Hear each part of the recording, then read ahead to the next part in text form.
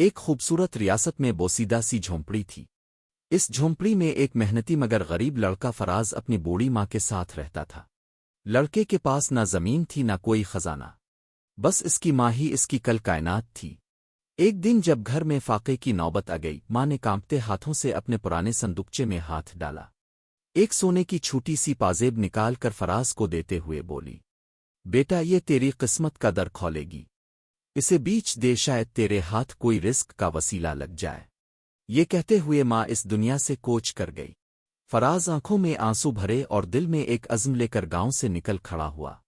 راستے میں اسے ایک سوداگر نظر آیا اور اس نے وہ پازیب 4 اشرفیوں میں سوداگر کو بیچ دی۔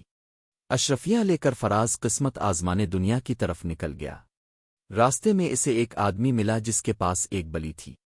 فراز نے پوچھا، یہ بلی کتنے کی دو گے؟ وہ آدمی بولا، 1 سونے کی اشرفی سے کم میں نہیں دوں گا۔ فراز بولا، کیا بات ہے، یہ تو بڑا سستا سودا ہے، اور فوراً بلی خرید لی۔ تھوڑی دور گیا تو ایک اور آدمی کو کتے کے ساتھ دیکھا۔ پھر وہی سوال کیا، یہ کتا کتنے کا ہے؟ وہ آدمی بولا، 1 سونے کی اشرفی۔ فراز نے کہا، واہ، یہ بھی سستا سودا ہے، اور کتا بھی خرید لیا۔ پھر آگے ایک آدمی طوطا لیے کھڑا تھا۔ فراز نے اسے بھی 1 سونے کی اشرفی میں خرید لیا۔ اب فراز کے پاس صرف ایک اشرفی بچی تھی۔ اسے ایک جوگی ملا جس کے پاس ایک سانپ تھا۔ فراز نے پوچھا، اے جوگی، یہ سانپ کتنے کا بیچے گا؟ جوگی بولا، 1 اشرفی سے کم میں نہیں۔ فراز ہنس کر بولا، کیا بات ہے، یہ بھی بڑا سستا سودا ہے، اور اپنی آخری اشرفی دے کر سانپ بھی خرید لیا۔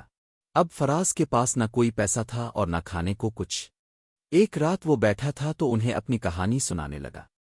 اس کی دکھ بھری داستان سن کر سانپ اچانک بول پڑا، فراز، اگر تو ڈرتا نہیں تو میرے والد کے پاس چل۔ سانپ کو بولتا دیکھ کر فراز حیران رہ گیا۔ پھر سانپ نے اچانک سے انسانی شکل اختیار کر لی اور کہنے لگا، چل میرے ساتھ، ہو سکتا ہے وہ تجھے کوئی انعام دے دے کہ تاو نے مجھے جوگی سے بچایا۔ فراز فوراً تیار ہو گیا۔ سانپ اسے اپنے والد کے گھر لے گیا۔ گھر پہنچ کر سانپ نے کہا، آقا اب باہر انتظار کریں، میں اندر جا کر اپنے والد کو بتاتا ہوں۔ سانپ اپنے والد کے پاس گیا، سارا قصہ سنایا۔ سانپ کا باپ بہت خوش ہوا اور بولا، جاؤ اسے لے آؤ، جو کچھ وہ مانگے گا میں اسے دوں گا، یہ میرا وعدہ ہے۔ سانپ فراز کو اندر لے آیا۔ جب سانپ کے باپ نے پوچھا، بتاؤ کیا مانگتے ہو، تو فراز کچھ بولنے ہی لگا تھا کہ اچانک طوطا آیا اور اس کے کام میں بولا، سانپ کے باپ سے اس کی انگوٹھی مانگ لو۔ پہلے تو فراز طوطے کو بولتا دیکھ کر حیران رہ گیا، مگر پھر بھی اس نے طوطے کی بات مان لی اور بولا، اگر اب کچھ دینا ہی چاہتے ہیں تو اپنی انگلی کی چھوٹی سی انگوٹھی یادگار کے طور پر دے دیں۔ یہ سن کر سانپ کا باپ غصے سے بولا، اگر میں نے زبان نہ دی ہوتی تو تجھے ابھی راکھ بنا دیتا۔ تاو نے میری سب سے قیمتی چیز مانگ لی ہے، لیکن وعدہ ہوتا ہے، لے جا یہ انگوٹھی اور یہاں سے نکل جا۔ فراز انگوٹھی لے کر باہر آیا تو بولا، افسوس، یہ پرانی انگوٹھی لے کر میں نے سانپ کے باپ کو ناراض کر دیا، کاش میں سونے کی تھیلی مانگ لیتا۔ یہ سن کر سانپ ہنس کر بولا، تم نہیں جانتے یہ معمولی انگوٹھی نہیں، یہ جادوی انگوٹھی ہے، تم بس زمین پر اس انگوٹھی کو رکھنا، پھر جو بھی دل میں خواہش ہو مانگ لینا، فوراً پوری ہوگی۔